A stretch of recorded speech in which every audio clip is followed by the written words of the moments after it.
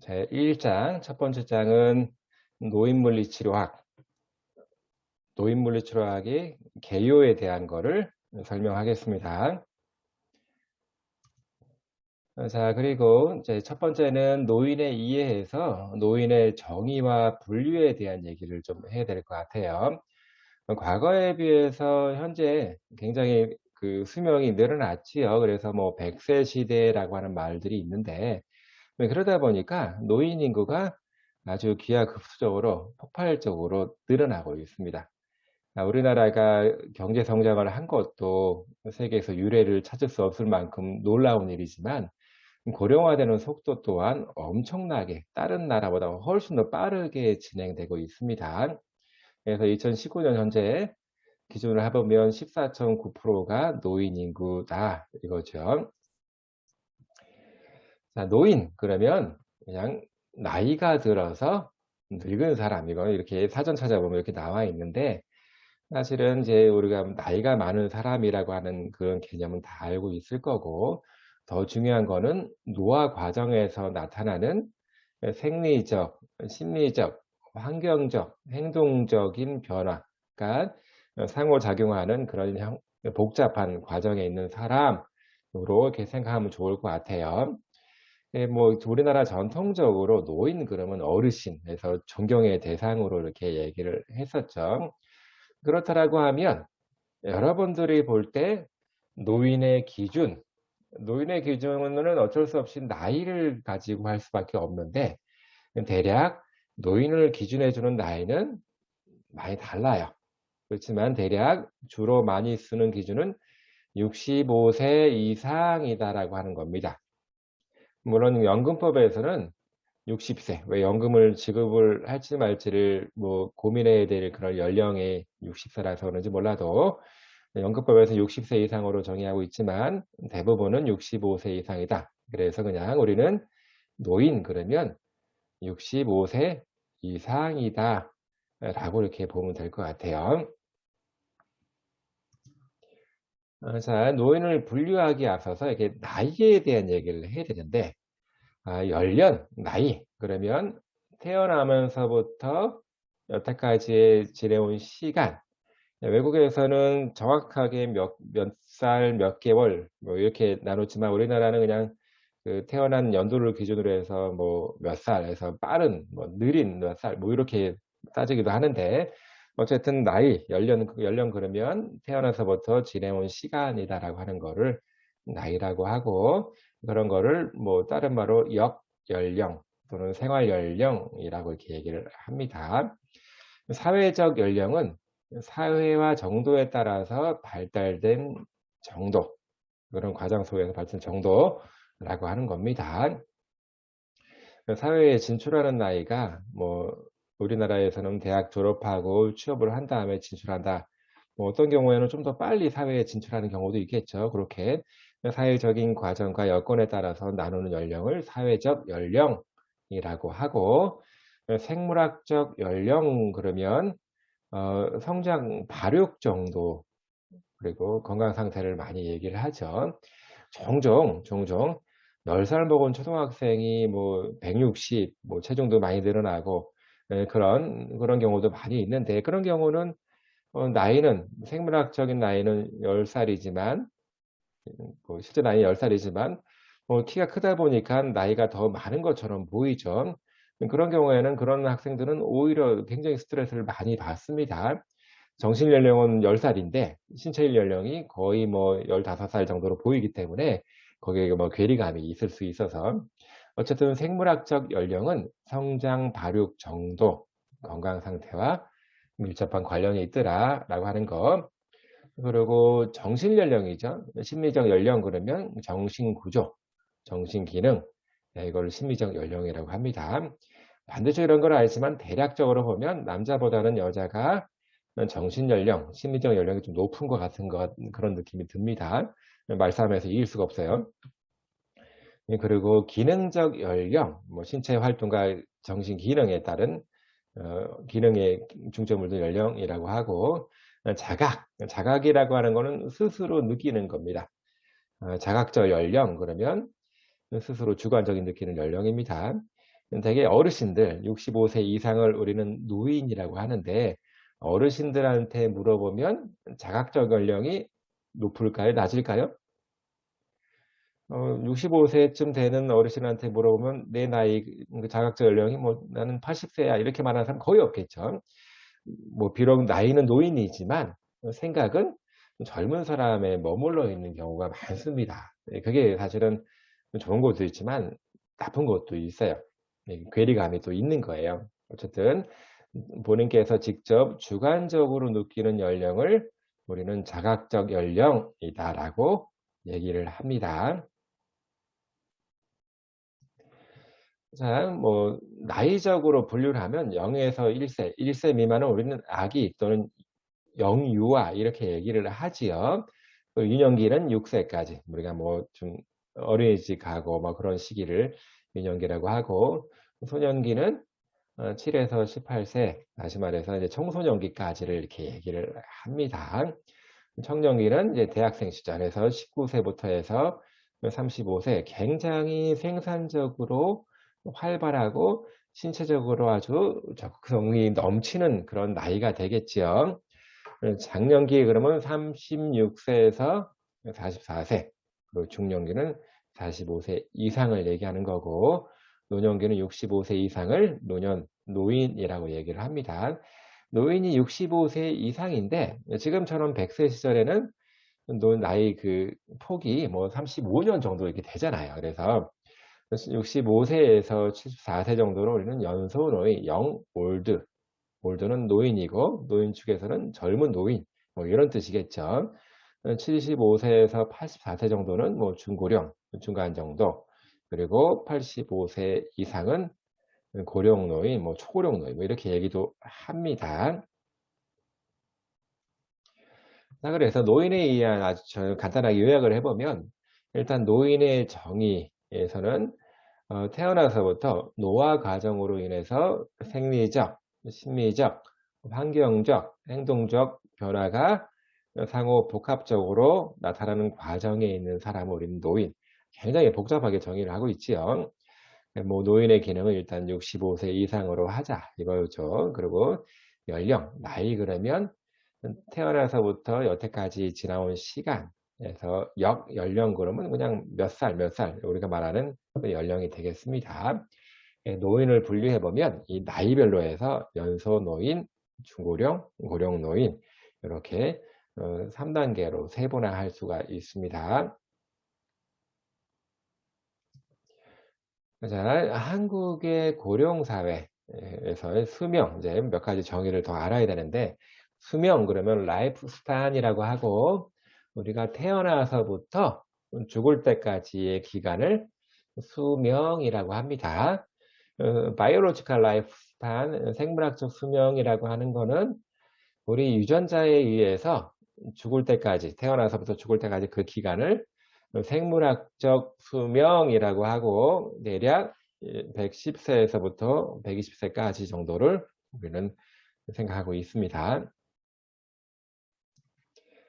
자연수명 그러면 질병이나 사고, 뭐 전쟁 같은 거 태어나온 사람들 많이 죽잖아요. 그런 거, 사고 그런 거 없이 그냥 태어나서 쭉 살아갈 수 있는 시간을 우리는 생물학적인 수명 또는 자연수명이라고 이렇게 얘기를 합니다. 기대 수명은 평균 수명이에요. 라이프 익스펜턴시라고 하는 거는 평균 수명, 예, 국가별로 통계적인 수치에 해당되는 평균 수명을 기대 수명이라고 합니다. 우리나라 같은 경우에는 82.7세 정도라고 이렇게 얘기를 하고 있고, 또 이제 개발도상국이라든가 보건의료가 많이 발달이 되지 않는 나라 또는 전쟁이 아주 심하게 내전이 심한 나라에서는 이 기대 수명, 평균 수명이 높을 수가 없지요. 특히 옛날에 과거에는 조선시대 같은 경우에는 뭐 고려시대 같은 경우에는 40세 정도가 기대 수명, 평균 수명이라고 봅니다. 물론 영조는 80세까지 살았지만 생존했지만 많은 분들이 오래 살긴 했지만 기대 수명이 낮은 이유는 평균 수명이라고 하는 전체 수명, 전체 사람들에 대한 수명을 다 더한 다음에 나눈 거잖아요. 평균값인 거잖아요. 과거에는 태어나자마자 죽는 아기들이 그렇게 많았기 때문에 기대 수명, 평균 수명이 높을 수가 없는 거예요. 전체적으로 해서 평균을 내보면 거기서 이제 평균적으로 떨어질 수밖에 없는 겁니다. 어쨌든 간에 기대 수명 그러면 우리나라 경우에는 80세 초반이다라고 하는 거 알기 바랍니다. 자, 그래서 기대 수명 추이, 평균 수명이 어떻게 올라가고 있는지 지금 굉장히 많이 올라갔어요. 이전에 비해서 또 보건의료 수준이 우리나라가 굉장히 높습니다. 또 의료 접근성이 다른 나라에 비해서 월등히 좋아요. 그러다 보니까 그 평균 수명이 올라갈 수밖에 없습니다. 2007년도만 하더라도 79%, 뭐 88%, 뭐 이렇게 됐는데, 여기서는 이제 약간 주황색, 빨간색 계열 주황색을 보시면 될 것 같아요. 2017년에 보니까 82%까지, 82세까지 늘어났습니다. 이거는 OECD 평균 수명보다도 훨씬 높은 거라고 볼 수 있고요. OECD 국가들 중에서 보니까 일본이 좀 더 높은 것 같고 한국이 그 다음입니다. 오히려 미국이나 멕시코, 독일보다도 더 높은 수준을 유지하고 있습니다. 한국의 기대 수명은 82.7세인데 남자들보다는 여자들이 기대 수명이 훨씬 높아요. 네, 뭐 질환 특성에서도 보면 뇌졸중이라든가 심혈관계 질환 이런 것들이 여자들보다 남자들이 더 높거든요. 네, 그래서 그런지 몰라도 남자들이 조금 더 오래 살지는 못하는 것 같습니다. 평균적으로 보는 거는 여기서 주황색 계열이 이제 평균적으로 기대 수명이 증가되는 추이를 본 거고, 노란색 계열 맨 위에 있는 것이 여자들이 기대 수명에 대한 거, 파란색으로 되어 있는 게 남자들의 기대 수명. 그래서 여자들의 기대 수명이 좀 더 높은 거를 볼 수가 있습니다. 자, 이것도 마찬가지입니다. 이거는 이제 장래 2017년까지가 아니라 이후에 이런 기대 수명이 어떻게 변할지 이제 추정하는 거예요. 우리나라가 고령화 사회로 갔기 때문에 추정하는데 이게 100% 맞지 않을 수도 있습니다. 우리가 생각했던 것보다 훨씬 더 빨리 고령화되고 있기 때문에 이거는 좀 더 높아질 그런 가능성이 높습니다. 어쨌든 2020년 현재에 비해서 2067년쯤 돼 보니까 기대 수명이 여자는 91세까지 평균적으로 90세까지 올라갈 것 같은 그런 느낌이 이렇게 예측이 되고 있습니다.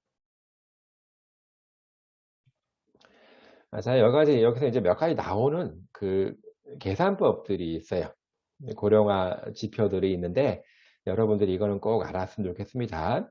첫 번째 노인 인구 비라고 하는 거는 전체 인구 대비 65세 이상 노인들이 몇 명인지 그 비율 곱하기 100을 해서 비율을 따지는 겁니다. 그래서 65세 이상 노인이 전체 인구에서 얼만큼 비율이 되는지 이거를 전체 노인 인구 비라고 해서 백분율 퍼센트로 나누고 있습니다. 자, 그래서 우리가 고령화 사회, 뭐 고령 사회 뭐 이렇게 얘기를 하는데 전체 인구 노인 비율이 14% 미만이면 고령화 사회라고 볼 수 있고 이미 우리나라는 고령 사회로 들어갔습니다. 14%에서 20% 미만이면 고령 사회, 20% 이상이면 초고령 사회라고 하는데 이게 사실은 이런 비율을 가지고 얘기해야 되는 이유들이 있습니다. 이게 고령화 사회로 갈수록 고령 사회로 갈수록 초고령 사회로 갈수록 어, 나타날 수 있는 여러 가지 문제점이 달라요. 그걸 우리가 미리 준비를 해야 되고 그렇기 때문에 그런 문제점 파악을 하기 위해서라도 이거를 잘 구분하는 게 좋습니다. 기본적으로 이렇게 생각하면 될 것 같아요. 노인 그러면 나이가 좀 많거나 아니면 기능이 많이 떨어지신 분들은 누군가의 도움이 없이는 생활을 유지하기가 어렵죠. 그 얘기는 반대로 얘기하면 누군가는 도와줘야지만 이분들이 생활할 수 있다는 겁니다. 그 누군가가 여러분이 되는 거예요. 노인이 아닌 사람들이 노인을 부양해야 됩니다. 이전에는 대가족화된 그런 사회에서는 가족들에 의해서 잘 부양이 됐지만 지금처럼 핵가족화되고 또 소규모 가족 단위가 나눠진 그런 사회에서는 노인 부양을 누가 해야 될지가 이제 사회적인 문제가 되는 겁니다. 고령화 사회, 초고령화 사회로 갈수록 고령사회로 갈수록 젊은 사람들이 부양해야 될 그런 부담이 훨씬 더 커지기 때문에 굉장히 사회적인 큰 문제가 되고 있습니다. 어쨌든 고령사회 분류에 대한 거는 반드시 알길 바라겠습니다. 우리나라가 굉장히 큰 문제가 되고 있는 게 고령 인구가 늘고 있습니다. 자, 그래프에서 보게 되면 노란색 계열 보면 고령 인구가 쭉 늘어나고 있고 향후에도 계속 늘어날 수밖에 없겠죠. 고령 인구가 늘어난다라고 하는 거는 그래프에서 보기에 파란색 줄을 보면 생산 연령 인구는 이미 피크를 찍고 계속 감소할 수밖에 없습니다. 그리고 주황색 유소년 인구도 또한 떨어질 수밖에 없는 이게 가장 큰 문제예요. 이 사회를 건강하게 돌려야 되는데 우리나라가 계속 부강해지기 위해서는 생산 연령 인구가 굉장히 많아야 되는데 고령 사회가 되면서 생산 연령 인구가 자꾸 급격히 준다라고 하는 거는 큰 문제가 됩니다. 더욱이 유소년 인구가 줄어요. 이 얘기는 더 큰 문제죠, 이거는. 유소년 인구가 자라서 생산 연령 인구가 돼야 되는데 줄게 되면 이 또한 큰 문제, 생산 연령 인구는 계속 떨어질 수밖에 없다는 굉장히 큰 문제에 직면하고 있는 겁니다. 자, 그래서 이제 요런 표를 보게 되면 1970년대부터 해서 2050년까지 향후 추이를 이렇게 쫙 보여주고 있는데 점진적으로 0에서 14세, 15에서 64세는 점진적으로 줄고 있고 특히 0에서 14세는 급격히 줄고 있습니다. 물론 인구 추이에 변화가 생길 수도 있겠지만 현재 같은 추이로 봤을 때 이 추이가 계속 유지가 되면 2050년에는 어마어마하게 줄어드는 0세에서 14세까지가 엄청나게 줄어드는 결과를 맞이하게 될 거고 그와 반대로 노인 인구들은 어마어마하게 늘어나는 그런 결과가 나타나게 됩니다. 인구 구조에서 큰 문제를 이미 예측할 수가 있는 거예요. 그래서 아마 요런 식의 그 인구 구조비는 다 많이 본 적이 있을 겁니다. 1990년도에 인구 피라미드를 보게 되면 나이가 많은 80세 이상 그 인구가 많지 않았고 상대적으로 젊은 층의 인구가 많았어요. 20세, 40세 고 중추적인 생산 능력이 있는 인구가 많았지만 2017년 넘어서 2035년쯤 가면 오히려 노인 인구가 거꾸로 항아리를 엎어놓은 것 같은 모양이 되죠. 노인 인구가 엄청나게 크고 또 반대로 젊은 인구가 줄어들 수밖에 없습니다. 다시 말해서 젊은 인구의 비율이 구조가 노인 인구를 받쳐야 되는데 고스란히 양육 부담, 요양 부담으로 갈 수밖에 없는 겁니다. 굉장히 큰 문제가 있어요. 우리나라에서 보면 전남이 노인 인구 비율이 가장 높습니다. 그리고 경북, 전북, 강원 순으로 이렇게 되어 있는데 상대적으로 도시 주변, 도시에서는 덜 하고요. 상대적으로 우리가 소위 말하는 시골, 좀 농촌 그런 쪽에서는 훨씬 더 많이 노인 인구가 늘어나고 있습니다. 자, 이 얘기는 노인이 많아지기 때문에 늘어난다라고 보면 안 되고요. 노인 인구의 비율은 전체 인구 대비 노인인 거잖아요. 또 젊은 인구가 빠져나간다는 뜻이죠. 우리가 알고 있는 시골에서는 확실히 젊은 인구가 빠져나가고 노인은 그대로지만 나머지 인구가 빠져나가게 되면 그거는 뭐 노인 인구가 상대적으로 높아질 수밖에 없는 거겠지요. 그런 측면을 좀 고민해야 되고요. 그래서 그림 1-7을 보더라도 장래 이제 전체적으로 지역별로 해서 이렇게 인구 추계가 고령화 비율이 이렇게 딱 나오고 있습니다. 특히 전남, 경북, 전북, 강원 등 쪽에서 많이 고령 추세가 급격히 보여지고 있습니다. 자, 초고령 사회. 그래서 20% 이상이 돼버리면 이제 초고령 사회가 되는데 이미 거의 진입을 했다라고 볼 수 있고요. 이게 우리나라가 이렇게 노인이 많아지는 것도 문제지만 고령화되는 속도가 너무 빠르다라고 하는 게 큰 문제입니다. 자, 미국은 고령화 사회에서 초고령 사회로 가는 시간이 113년이 걸린 반면에 일본은 36년, 우리나라는 더 빠르게 25년 만에 갔습니다. 자, 이 얘기는, 자, 이건 전체 인구 대비 노인 비율이기 때문에 인구가 신생아들이 태어나지 않는다라고 하는 거예요. 노인들은 더 오래 살고, 새로운 신생아들은 덜 태어나고, 그러면 노인 인구 비율이 올라갈 수밖에 없겠죠. 그래서 출산율이 낮은 게 굉장히 큰 문제가 되는 것은 사실입니다. 이제 앞으로 이거에 대한 큰 대책이 있지 않고는 우리나라 국력에도 문제가 생길 거고, 우리나라 사회를 움직이는 거에도 큰 문제가 생길 수밖에 없습니다. 특히 우리나라처럼 이제 의학이 발달되어 있고 보건의료 접근성이 용이한 나라가 없어요. 우리는 이제 몸이 아프면 바로바로 병원 갈 수 있잖아요. 이제 다른 나라에서는 그렇게 불가능합니다. 바로 병원을 가는 거는 말도 안 되는 거예요. 뭐 심지어는 어떤 나라에서는 뭐 소위 선진국이라고 하는 유럽 쪽 어느 나라에서는 암이 걸렸는데 뭐 시한부 6개월밖에 없는데 자세히 검사를 해야 되는데 검사를 3, 4개월 뒤에 할 수 있다. 뭐 그런 경우도 되게 많아요. 우리나라는 그게 너무 빨리 진행이 되는 거죠. 그래서 건강관리가 비교적 수월하게 진행되기 때문에 더 좋은 측면도 있지만 이렇게 고령화 사회로 가는 거 또 이렇게 하나의 크게 기여하는 바입니다. 그렇기 때문에 고령화 이미 초고령 사회로 가고 있기 때문에 우리나라의 노인 관련된 정책과 대책이 무엇보다도 필요하죠. 대부분 이제 많은 지원이 필요하고 사실 이전보다 훨씬 더 많이 좋아졌어요. 노인들한테 지지를 해주고 지원해주는 시스템이 굉장히 많이 발전을 한 게 사실입니다. 앞으로 더 많이 발전이 돼야 되겠죠. 그래서 뭐 미국, 일본, 한국과 비교해서 너무나 빠르게 진행이 되고 있는 거예요. 너무나 빠르게 진행이 되고 있습니다. 이거는 큰 문제일 수밖에 없고 그러다 보니까 준비할 시간이 부족한 거지요. 준비를 해서 빨리빨리 대응을 해야 되는데 이런 게 너무 부족하다라고 볼 수 있습니다.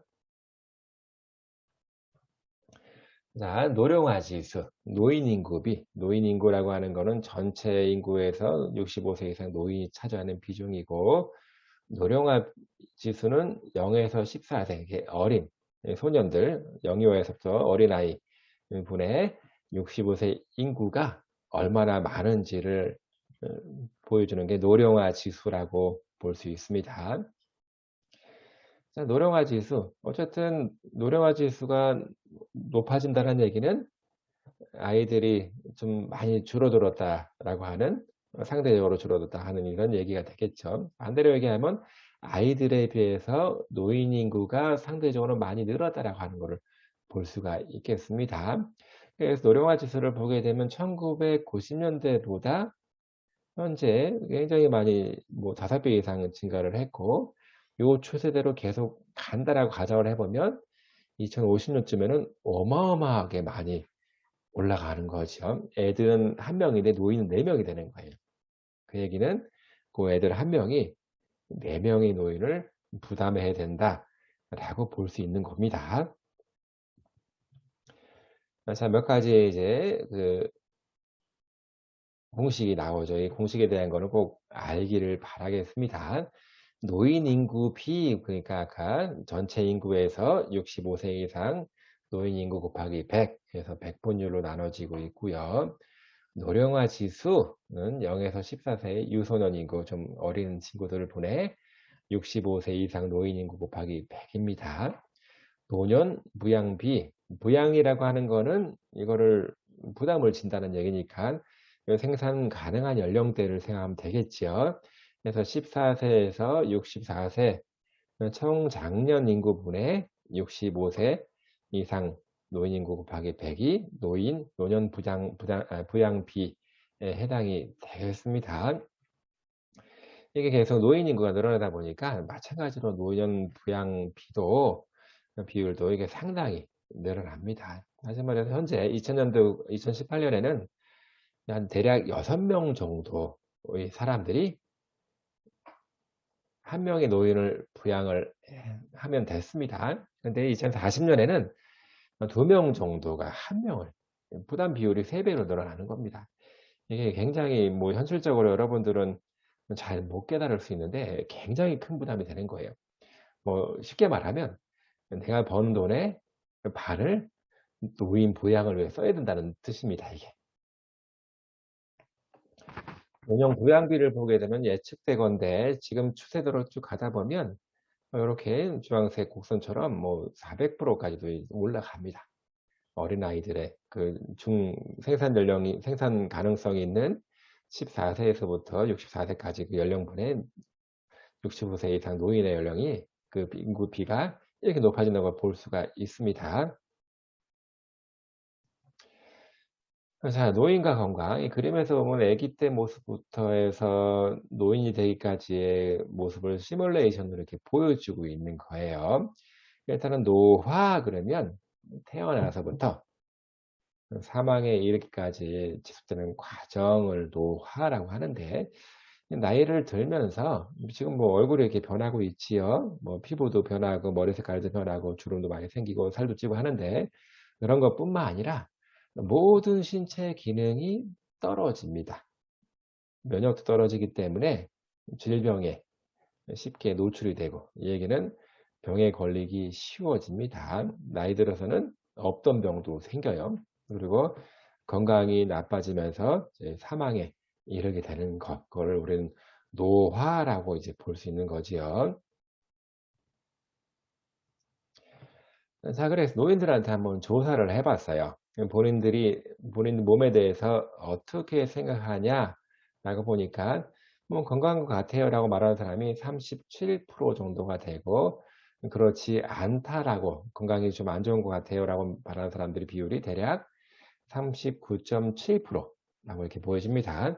그래프에서 보는 것처럼 남자들이 여자들보다 조금 더 자신이 건강하다고 이제 평가를 하는 것 같아요. 반대로 보면 남자들에 비해서 여자들이, 할머님들이 건강하지 않다라고 이렇게 말하는 비율이 높은 것 같습니다.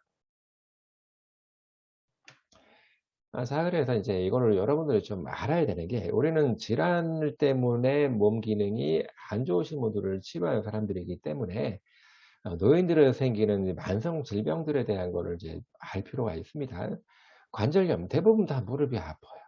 그리고 고혈압, 뭐 당뇨 이런 경우는 있는 경우가 되게 많고, 또는 이제 요통이라든가 뭐 위장병, 뭐 신경통, 뭐 디스크 등등, 뭐 순서는 별로 중요하지 않습니다. 노인들이 이제 돌아가시게 되는 직접적인 요인들을 보니까 1위는 악성 신생물, 쉽게 말하면 암입니다. 암. 뭐 60세부터 뭐 69세든 80세 이상이든 암이 이제는 사망 원인 1위가 되고 있고요. 이전에는 심장질환, 뭐 뇌혈관 질환이었죠. 근데 이게 암이, 나이 들어서 암이 훨씬 더 많이 생기거든요. 노화와 관련된 것들이 아주 밀접한 관련이 됩니다. 그리고 2위, 3위가 심장질환, 뇌혈관 질환. 그리고 오히려 이제 4위는 뭐 자살도 많고, 이제 좀 나이가 더 많이 들어갈수록 이제 폐렴에 대한 게 더 많이 올라가기도 합니다. 자, 과거에 비해서 이제 악성 신생물, 암에 대한 위험성이 높아졌고요. 뇌혈관 질환은 조금 줄기 시작했고, 심장 질환, 당뇨, 이것은 계속 추이를 유지하고 있는 것 같습니다. 그리고 폐렴. 폐렴은 호흡기에 대한 문제이기 때문에 호흡이 직접적으로 이렇게 마비가 되는, 호흡을 못하게 해서 죽게 되는 그런 경우가 많이 생깁니다. 어쨌든 간에 이런 것들을 뭐 물리치료사가 상당히 관리해 줄 수 있는 그런 위치에 있기 때문에, 역할을 할 수 있기 때문에 뭐 심장질환이나 뇌혈관 질환, 폐렴 등은 물리치료 영역에서 치료할 수 있거든요. 그래서 물리치료사가, 우리나라가 고령사회, 초고령사회로 갈수록 물리치료사의 역할이 더더욱 중요해지고 있습니다. 노인 의료비의 측면에서 이게 사실은 국가적인 문제입니다. 나이가 들면서 의료비가 올라갈 수밖에 없어요. 뭐 병원에 자주 가야 되기 때문에, 돈을 내고 병원에 가야 되기 때문에 상당히 국가적인 차원에서는 의료비 지출이 커질 수밖에 없겠죠. 그리고 아무래도 젊은 사람들보다는 어르신들께서 병원에 가는 비율이 높겠죠. 그래서 전체적인 건강보험 의료비에서 노인 의료비 비중이 매우 빠르게 증가되고 있습니다. 엄청나게 증가되고 있습니다. 여러분들은 나중에 취업을 하게 되면 건강보험료는 자동으로 이렇게 빠져나가거든요. 거기서 이런 그런 비용들이 노인 의료비로 이렇게 많이 쓰여지고 있다라는 얘기입니다. 자, 추이를 보니까 전체 여기 회색 막대는 전체 의료비가 되는 거고, 또 회색 막대 안쪽에 있는 파란 막대는 노인 의료비. 그래서 이게 점진적으로 증가되고 있고요. 그리고 고령자 1인당 진료비가 이렇게 막 급격히 올라가고 있는 게 보여지고 있습니다. 뭐 2017년까지만 보여지고 있으니까 향후에 추이를 또 예측해 보면 훨씬 더 많이 올라가겠죠. 왜? 노인들이 인구가 많이 늘어나기 때문에 그렇습니다. 전체적인 구성비를 보게 되면 뭐 2000년도에는 17.5% 정도가 노인 의료비였는데 2017년에는 39%, 뭐 지금은 좀 더 올라갔겠죠. 자, 또 하나의 사회 문제는 이제 어르신들끼리 사는, 뭐 두 부부가 사는 경우도 있고, 아니면 혼자 독거노인 가구가 급격히 증가가 되고 있습니다. 우리나라 전통적인 가족 문화는 이렇게 독거노인, 뭐 고령 가구 단독만 사는 게 아니잖아요. 같이 사는 건데 산업화가 되면서 이렇게 완전히 사회적인 패턴이 바뀐 거예요. 여러분들은 지금 부모님이랑 살고 있는 경우가 많을 텐데, 자, 그런데 이것도 이제 여러분들이 직장을 갖고 결혼을 하고 여러분 스스로 가정을 꾸리게 되면 부모님이랑 같이 사는 게 굉장히 어려워질 겁니다. 자식들이 다 독립을 해버리면 부모님들은 이제 그대로 이제 본인들끼리만 사는 고령 가구가 되는 거죠, 이렇게. 어쨌든 간에 이제 고령 가구, 어르신들, 노인들만 살고 있는 그런 가구가 자꾸 늘어나고 있습니다. 그래서 이제 1인 가구, 이제 독거노인 같은 경우, 또는 두 부부가 살고 있는 가구를 보니까 점진적으로 늘어나고 있는 추세예요. 이제 부부가 살고 있는 부부 가구 같은 경우는 그래도 비교적 유지하면서 약간 정도 늘어났는데 1인 가구는 조금씩 점차 늘어나고 있는 추세에 있습니다. 자, 그럼 왜 혼자 따로 사는지를 물어보니까 그래프에서 보기에 주황색이 자녀와 같이 살고 있지 않은 거고, 저기 파란색은 자녀와 같이 살고 있는 겁니다. 자녀와 같이 살고 있지 않는 분들한테 여쭤보니까 혼자 살 수 있기 때문에 독립생활이 가능하다, 또는 자녀에게 부담이 될까봐, 그리고 따로 사는 게 편하다 등등 해서 이렇게 살고 있는 거고요. 반면에 자녀와 같이 살고 있는 사람들한테 물어보니까 독립생활이 불가능하다. 이 얘기는 몸이 불편해서 누군가의 도움이 필요하다. 그런 의미일 수도 있고, 아니면 재정적인 문제일 수도 있습니다. 또는 자녀의 독립생활이 불가능하다. 이렇게 돌봐줘야 돼요. 그리고 손자, 손녀 양육, 뭐 그런 거 등등이 이렇게 제시되고 있습니다. 조사되고 있습니다. 자, 그러면 노인들이 직접 이제 따로 살고 노년을 보내기 위해서 원하는 복지 서비스가 있겠죠. 복지 서비스에 대한 거를 물어보니까 첫 번째가 노후의 소득 지원. 옛날 듯 뭐 이렇게 바뀌지 않았습니다. 이전과 비슷하게. 이 얘기는 노후 자금이 부족하다는 뜻입니다. 여러분들도 이게 한번 생각해 봐야 돼요.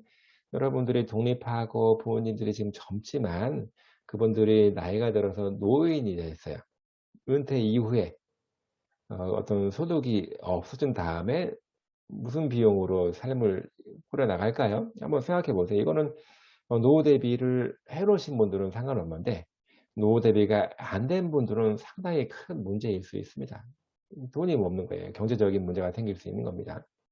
그리고 또 신체적인 문제가 많이 생기는 나이이기 때문에 의료적인 요양보호 서비스 같은 게 필요하겠다라고 보는 거고, 또 소득 지원과 더불어서 취업, 돈을 사회생활을 경제활동을 할 수 있는 그런 거. 그 상대적으로 여가 서비스라든가 교육 홍보, 주거 환경에 대한 거는 높지는 않았습니다. 주요 관심사는 이렇게 조사가 됐고요. 자, 노인의 일상생활 기능. 상당히 나이가 들면서 거동하는 게 많이 불편해져요. 여러분들이랑 많이 다릅니다. 거동하고 걷는 게 힘들어지기 때문에 힘들면 안 걸으려고 그러겠죠. 그러다 보니까 신체 기능은 더 떨어지는 거죠. 자, 우리가 가이드라인으로 권고 사항으로 어느 정도는 이런 운동을 했으면 좋겠다라고 제시해 주는 지침들이 있습니다. 권고 지침들이 있는데 대부분의 어르신들이 그거 안 하죠. 안 합니다. 그래서 우리가 어느 정도 이렇게 그 활동하는지 그거를 유산소 신체 활동 실천율이라고 해서 대략 얘기를 하고 있어요. 중강도 정도의 뭐 신체 활동을 뭐 2 시간 30 분, 일주일에 2 시간 30 분이면 그렇게 큰 시간은 아닙니다. 근데 뭐 이게 노인들 문제가 아니라 여러분들도 마찬가지예요. 숨을 헐떡거릴 정도의 운동을 해본 적이 있나요? 거의 대부분 학생들이 지금 더 그렇죠. 이제 비대면 상황에서 많이 하고 있지 않은 게 사실인 거죠. 그래서 이렇게 유산소 신체 활동 실천을 이렇게 많이 활동하지 않으면 일상생활에 문제가 있을 수 있어요. 특히 나이를 먹을수록. 80세 이상쯤 되는 분들한테 물어보니까 혼자서 목욕할 수가 없대요. 목욕하려고 그러면 앉거나 서야 되고 팔다리를 다 이렇게 움직여서 몸을 닦아야 되는데 이걸 못 해요. 그러면 누군가는 도와줘야 된다는 얘기죠. 또 옷 갈아입을 때도 도움이 필요하답니다. 자, 고령 사회를 좀 정리를 다시 해 보면 한국의 수명은 대개 82.7 세인 거고 또 노인 인구비 그 공식은 전체 인구별로 해서 65세 이상 노인 인구 곱하기 100이 됩니다. 그리고 고령 사회, 초고령 사회를 구분하는 거를 좀 알아둘 필요가 있는데 노인 인구가 14% 미만이면 고령화 사회라고 볼 수 있고 14% 이상에서 20% 미만이면 고령 사회, 20% 이상이면 초고령 사회로 이렇게 구분을 합니다. 우리나라의 문제는 노인이 늘어나는 것도 문제지만 너무 급격히 노인이 많아지는 게 문제입니다. 노인 비율이 많아지는 게 왜 우리가 적절한 대처와 정책들이 부족하기 때문에 그렇습니다. 그리고 노령화 지수는 유소년 인구 대비 65세 이상 노인이 차지하는 비를 얘기하는 거고 노년 부양비는 생산력 있는 청장년 인구 대비 노인 인구의 비율을 얘기합니다. 노령화 지수는 노인 부양비 등 간에 급격히 증가되고 있습니다.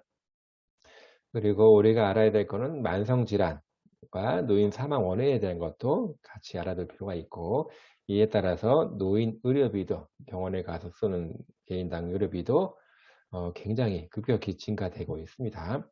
또 하나의 사회 문제는 고령 가족, 할아버지 할머니 두 부부만 사는 경우 또는 독거노인 혼자 사는 경우가 급격히 증가되고 있고 노인이 원하는 가장 중요한 복지 서비스는 노후소득 지원 또는 의료 및 요양보호 서비스라고 볼 수 있습니다. 그리고 노인 생활에서 얼만큼 활동을 많이 하는지 유산소 신체 활동 실천율 뭐 이런 것들이 중요한데 뭐 전체적인 숫자에 대한 거는 그닥 중요하지 않겠지만 굉장히 떨어지고 있더라라고 하는 거. 이 얘기는 10명 중 6명은 일주일에 중강도 또는 고강도 신체 활동을 안 하고 있다라는 뜻입니다. 이거는 큰 문제가 될 수 있는 거는 활동이 떨어질수록 질환에 걸릴 가능성이 높고 건강 관리가 잘 안 된다라고 볼 수 있습니다.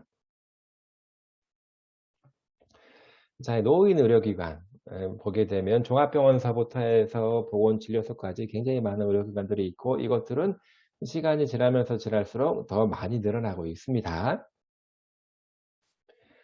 네, 노인 복지시설 옆에 표를 보시게 되면 노인 주거복지시설에서 양로시설, 노인 공동체 생활과정, 노인 복지주택, 그리고 노인 의료 복지시설에서 노인 요양시설, 노인 요양 공동생활과정, 노인 여가 복지시설에서 노인 복지관, 경로당, 노인 교실, 그리고 제가 노인 복지시설에서 방문 요양 서비스, 주야간 보호 서비스, 단기 보호 서비스, 방문 목욕, 방문 간호, 재가 노인 지원 서비스 등 이런 것들을 지원하고 있습니다. 어쨌든 이런 시스템들이 굉장히 늘어나고 있다라고 하는 건 사실이고요.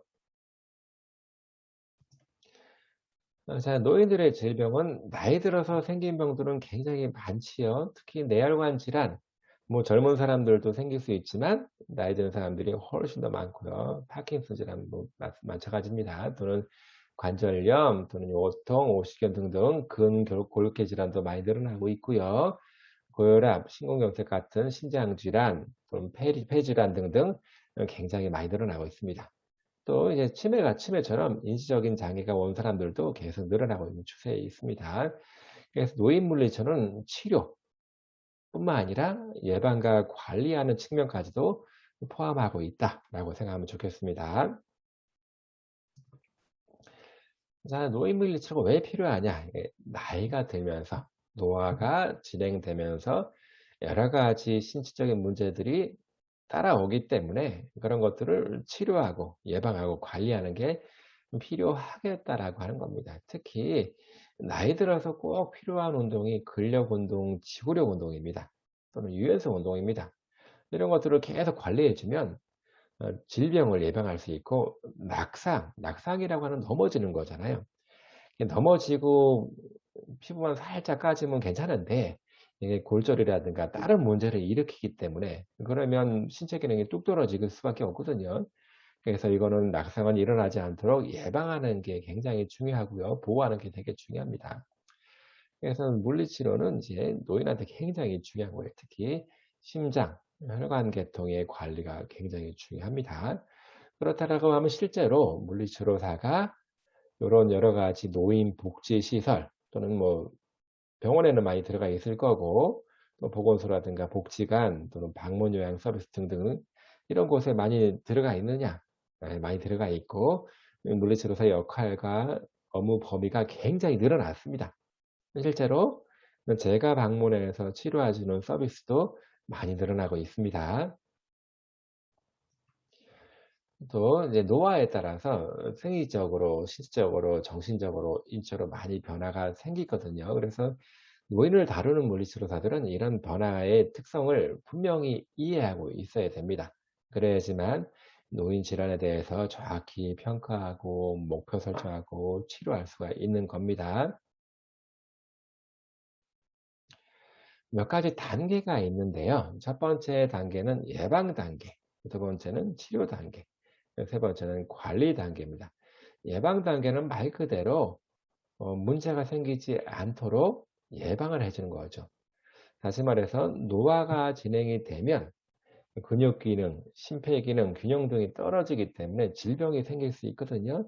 그러기 전에 미리 가정 방문하고 복지관, 경로당 기반화해서 지역사회 기반해서 그거를 관리해 주게 되면 병이 생겨서 병원으로 오게 되는 그런 경우를 많이 예방할 수가 있습니다. 최소화시킬 수가 있는 거예요. 그래서 예방 단계에서부터 물리치료사가 적극적으로 개입이 되어야 하고요. 개입하고 있습니다. 그러면 병원을 가는 비용, 의료비가 절감이 되기 때문에 사회적인 부분에서 비용을 절약할 수 있는 굉장히 중요한 근간이 되는 것이요.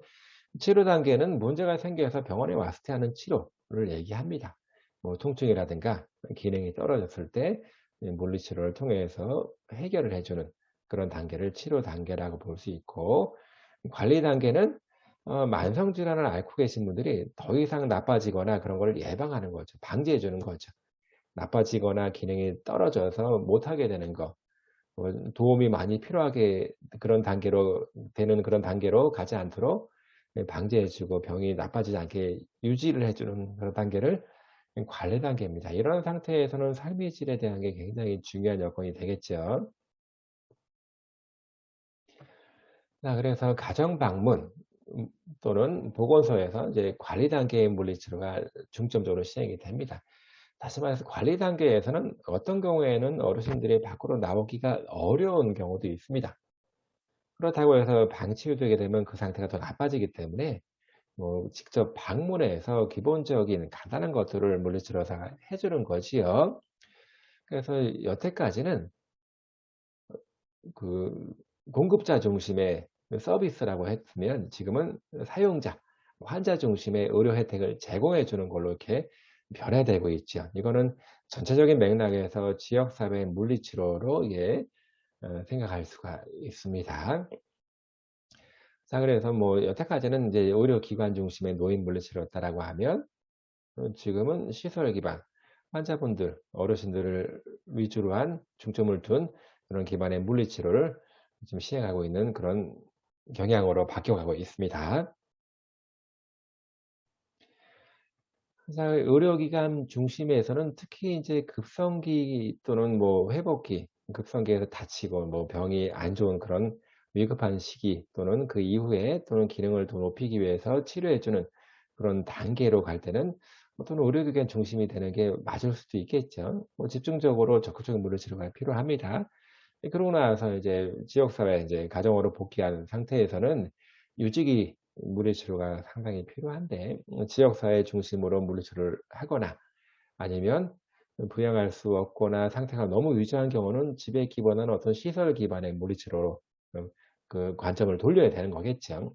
어쨌든 간에 급성기와 회복기를 넘어선 유지 단계에서는 이렇게 지역사회 물리치료 또는 시설 기반의 물리치료가 굉장히 중요하다, 이렇게 볼 수가 있겠습니다. 자, 그래서 노인 물리치료는 이게 단계 또는 중재 시기, 시설, 장소에 따라서 이게 서로 잘 협조하에 이루어져야 합니다. 노인 물리치료는 이런 것들을 다 단계별로, 중재 시기별로 다 관리할 수 있고 치료할 수 있어야 됩니다. 또 노인 질환자를 치료할 수 있어야 되고, 또 상태가 좀 심각해서 뭐 장기 요양을 필요한 중증 환자분들에 대한 관리, 치료 또한 할 수 있어야 됩니다. 그러다 보니까 이제 방문 물리치료가 요즘에 최근에 굉장히 많이 발전되고 있는 거예요. 직접 물리치료사가 집으로 방문하는 거지요. 그래서 관리해 주고 장기적인 계획을 세워서 치료해 주는 거고, 지역사회 중심 또는 시설 기반의 노인복지 쪽에 예방, 관리, 치료에 대한 것들도 수행하고 있습니다. 자, 그래서 여태까지는 제 치료사 중심, 왜 그 치료사는 병원에 가만히 있으면 환자분들이 찾아오는 시기였잖아요. 근데 지금은 치료사가 직접 찾아가는 서비스를 하고 있기 때문에 치료사 중심의 프로토콜보다는 실제 수요자인 노인들의 니즈에 맞춘 전문화된 물리치료 프로토콜이 개발될 필요가 있다고 하는 겁니다. 그래야지만 예방 단계에서부터 철저하게 기능과 목적에 따라서 치료할 수가 있는 거지요. 여태까지는 간단하게 노인복지관 같은 데 가보면 환자분들을, 어르신들을 모아놓고 간단한 뭐 단순한 동작, 뭐 에어로빅, 뭐 노인, 무슨 뭐 수중운동, 노인, 무슨 프로그램 이렇게 막 돌리고 있었는데, 그런 식의 체육 중심의 활동 중심의 보다는 좀 더 체계적으로 어르신들을 위한 그런 거를 잘 관리할 수 있게 하는 프로그램들이 굉장히 많이 필요하겠죠. 또 대부분의 노인분들이 만성적인 질환을 가지고 있기 때문에 물리치료사 입장에서는 만성 질환에 대한 관리 차원에서의 물리치료도 이게 필요하다라고 하는 거죠. 전체적으로 지역사회 프로그램 안에 그게 들어가 있어야 됩니다. 그래서 우리가 지역사회 요구도에 따라서 제공할 수 있는 프로토콜도 또는 매뉴얼도 계속 개발하고 있을 필요가 있는 겁니다. 그래서 어떻게 보면 이제 요 그림에서 보면 노인 급성기 또는 회복기, 유지기, 노인 그 물리치료에서는 의료기관 기반에서 물리치료를 하는 것도 굉장히 중요하다고 볼 수 있겠지요. 그래서 의료기관 중심에서 물리치료를 하게 되는데, 요렇게 쫙 하는 것도 중요하겠지만, 물리치료사 직접 방문하는 지역사회 기반 방문 물리치료의 특성도 같이 이렇게 쭉 줄 수가 있는 거죠. 왜? 유지기에 있는 노인들 같은 경우는 거동이 상당히 불편하기 때문에 이거를 적극적으로 활동하기가 어려운 단계에 있다고 볼 수 있습니다. 그래서 어떻게 보면 이렇게 예방 차원에서의 물리치료 또는 치료 차원, 회복 또는 관리 차원의 물리치료 같이 이렇게 다 포함될 수 있는 거지. 그리고 또한 상태가 아주 위중한 분들은 이제 시설 기반에서도 같이 이루어질 수가 있겠다라고 볼 수 있습니다. 자, 요약입니다. 그래서 노인 물리치료의 필요성은 일단 노인 인구가 굉장히 많이 늘어나고 있기 때문에 의료기관, 병원과 요양병원이 급증할 수밖에 없는 거고, 또한 노인복지시설, 의료복지든 재가복지든 복지시설도 확대될 수밖에 없습니다. 또 노인들이 에 의해서 소모가 되는 의료비가 엄청나게 커지고 있기 때문에 이런 것들을 좀 잘 올리게 되면 의료비를 낮출 수 있는 하나의 대안으로 볼 수 있는 거죠.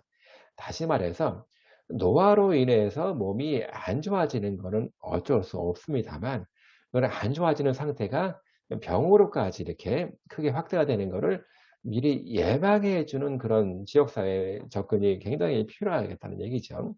거기에서 노인 물리치료의 역할이 굉장히 커지는 겁니다. 커지는 겁니다. 그래서 지금은, 옛날에는 이제 의료기관 중심이었다라고 하면, 지금은 이것뿐만 아니라 다양한 기관에서 노인 환자분들을 관리해 주는 겁니다. 그럼 예방할 수도 있고 더 나빠지는 거를 바로잡을 수도 있는 거지요. 또 지역사회에서 시설 이런 부분에서는 상태가 매우 안 좋으신 분들이 일상생활을 독립적으로 할 수 있도록 관리해 주는 단계로 갈 수 있는 거지. 그렇기 때문에 물리치료사는 세부적인 물리치료 프로토콜을 개발해서 활용할 수 있는 그런 능력도 갖추고 있어야 됩니다. 우리나라가 이제 고령사회, 초고령사회로 갈수록 노인 물리치료사의 역할은 점점 더 커질 수밖에 없는 것입니다.